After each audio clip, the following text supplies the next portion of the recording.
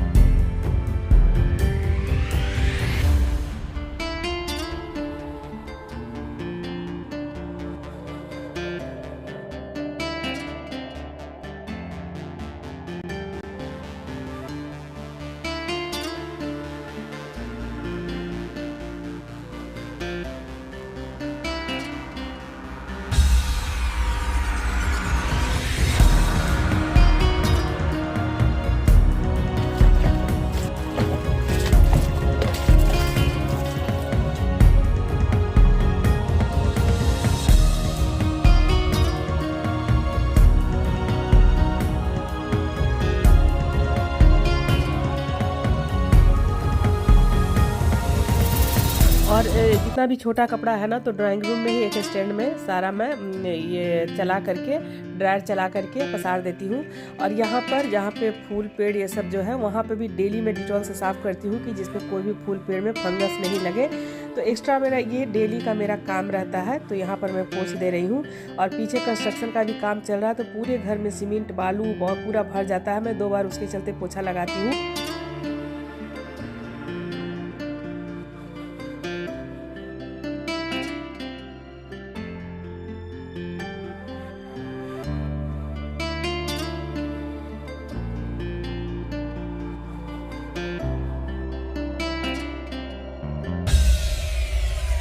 आ गई हूँ नहा करके किचन में। यहाँ पर दूध गर्म हो गया है।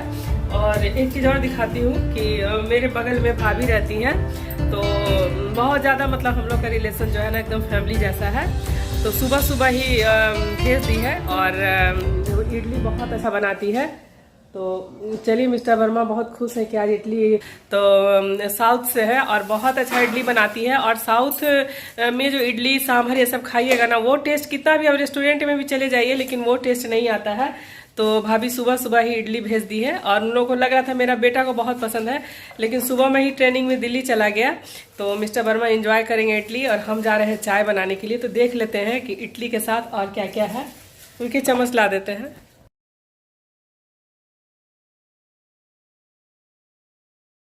ये इडली दिखाइए। इडली बहुत ही स्पंजी बनाती है। और ये तो नारियल वाला चटनी है ना, ये नारियल वाला चटनी है सांभर। हाँ तो खाइए आप, आपको थाली दे देते हैं। तो सुबह सुबह ही हम जा रहे थे खाना बनाने के लिए।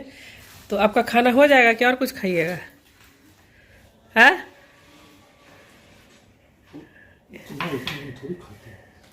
खा लीजिए, इतना क्या आपके लिए कम ही है। इतना खा करके दिन भर आराम कीजिए। हम भी बहुत ज़्यादा थक गए हैं। तो आप अपना पूरा इडली अपना फिनिश कीजिए और हम जा रहे हैं चाय बनाने के लिए। तो यहाँ पे थाली दे देते हैं और चम्मच ला देते हैं। अब सब खा लीजिए।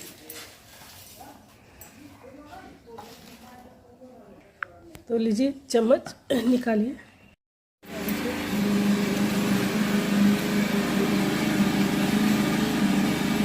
थोड़ा सा और रुकिए, गिराइए मत। बहुत अच्छा स्पंजी इडली है देखिए। मिस्टर वर्मा एंजॉय कर रहे हैं इडली। तो चलिए अब हम फटाफट से चाय बना लेते हैं। मेरे मायके में ब्राह्मण भोज करवाया जा रहा है। जो भी मतलब माता पिता बड़े भाई नहीं है तो सब पितरन लोग का मतलब खाना पीना चल रहा है। तो और मतलब माँ की कमी तो देखिए बहुत महसूस होती है। जैसे कोई पर्व त्योहार आता है चाहे तीज त्योहार मतलब आए तो मम्मी का सुबह से फ़ोन आता था कि तुम खाई कि नहीं, तुम ये चीज़ खरीदी कि नहीं। तो वो कमी शायद कोई पूरा नहीं कर सकता है। और कोई भी फेस्टिवल आता है चाहे कुछ आता है तो बहुत आँख से आंसू गिरते हैं। और याद है हमें कि जब से शादी हुआ है तो जब तक मेरी माँ रही तो कभी छोड़ी नहीं। और उस मतलब प्यार के वजह से मतलब हम बच्चे भी बने रहे, बच्चे भी बड़े हो गए लेकिन हम उसके गोद में बच्चे भी बने रहे। और आप लोग बोलते हैं काम को लेकर के, तो मैं बता दूं कि जब मतलब हम कुंवारे थे तो मम्मी एक गिलास पानी भी नहीं लेने देती थी और बोलती थी कि नहीं मेरी बेटी ये सुकुमार है, एक गिलास पानी भी नहीं लेगी। लेकिन बड़ा चिंता होता था कि जाएगी ससुराल तो कैसे काम करेगी। तो वक्त सब सिखा देता है और लगता है कि जैसे माँ बाप का घर है तो एक बेटी का वो अधिकार नहीं रह पाता है। और जो उनके परिवार है तो बस उस चीज़ को आगे लेके निभाते हैं। लेकिन मेरे से जितना होता है और पितरन के जो जितिया वाला खाना के लिए आप लोग कमेंट्स किए थे तो जितिया का खाना बस अपने पितरन लोग के लिए बनाई थी। और मेरे सास ससुर का नहीं होता है, ये तो गया में पिंडदान दे दिए हैं। लेकिन अपने माता पिता के लिए हम ज़रूर भोजन बनाते हैं। और माँ से बस आज के दिन यही आशीर्वाद मांगती हूँ कि जो मुझे जीवन मिला है और तुमने जो परिवार मेरे लिए चुना है उसमें मैं खरे उतरूँ और जो कर्तव्य तुम करके गई और बस इतना ताकत दो कि मैं उस चीज़ को निभा पाऊँ। और सुबह से ही बहुत आँख से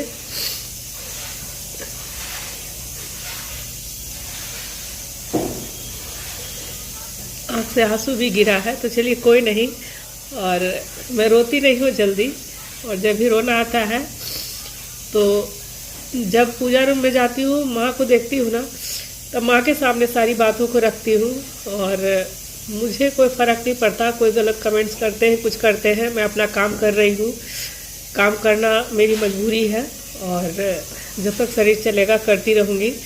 और इसमें आप लोगों का प्यार मिल रहा है, इसके लिए दिल से थैंक यू है। और वीडियो के माध्यम से ये भी बोलना चाहती हूँ कि मेरे दोनों बच्चों की परवरिश मेरी माँ ही की है।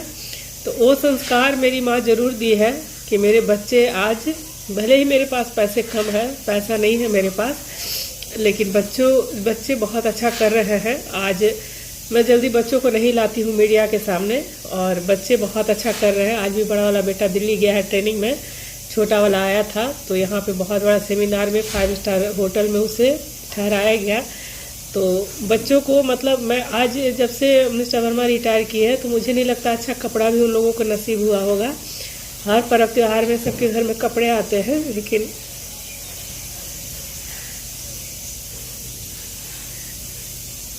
मैं नहीं दे पाती हूँ, झूठ नहीं बोलूँगी, मैं नहीं दे पाती हूँ। लेकिन अब जब मैं काम करने लगी हूँ तो इतना तो ज़रूर है कि पैसे बचा करके और बच्चे की हर ज़रूरत को पूरा करती हूँ। और बस बच्चे अच्छे लायक बन जाए, और इसके लिए मुझे कुछ नहीं चाहिए। कोई मतलब मुझे सम्मान दे, कोई मुझे ये करे, उसके लिए मुझे कुछ फ़र्क नहीं पड़ता है। और शायद इतना जो काम करती हूँ ना, तो शायद माँ का ही आशीर्वाद है कि उस चीज़ को मैं निभा पाती हूँ। तो इधर मेरा चावल भी हो रहा है, लेकिन सर्दी से फिर खाने का मन नहीं कर रहा है, तो मिस्टर वर्मा को दे देती हूँ थोड़ा सा। इडली वगैरह कम खाते हैं और चावल रोटी खाते हैं। तो चलिए, और अभी पूजा रूम भी सफाई बाकी है, और कुछ क्राफ्ट भी है। बिजी रहती हूँ ये सब चीज़ में। और बड़ा वाला बेटा भी गया तो ज़्यादा रोना आ रहा है, और लग रहा है कि ये इसका भी ट्रांसफ़र हो जाएगा तो फिर मेरा ज़िंदगी फिर कैसे चलेगा। तो चलिए, और बच्चों को बस आप लोग इतना आशीर्वाद दीजिए कि वो लोग आगे बढ़ें। और यहाँ पर देखिए फ्राइड राइस बना दी हूँ, और बहुत लोग इसे तहरी भी बोलते हैं। तो ये सर्दी में ना किसी को खाने का मन भी नहीं कर रहा है, तो इसमें सारा सब्जी वगैरह डाल दी हूँ। तो थोड़ा सा मिस्टर वर्मा को भी दे देती हूँ, लेकिन ये सब ट्रेडिशनल खाना खाते हैं। तो ये इडली वगैरह खा तो लिए हैं, लेकिन उतना मन नहीं भरता है। तो यहाँ पर मैं थोड़ा सा बोल रहे हैं दे दो, और अचार के साथ, क्योंकि बहुत सारा खाना भी मतलब इडली और सांभर बहुत ही टेस्टी बनाई है, और वो भेज दी थी। तो चलिए इनको मैं उठा करके और दे देती हूँ। और बात करते करते भी इतना सर्दी हुआ है ना, कि सर्दी में मेरा मन बहुत ख़राब लग रहा है। और आप लोग बोलेंगे कि आपकी थाली कभी नहीं मैं देखती हूँ, तो यहाँ पर फाइनली मैं भी खा रही हूँ।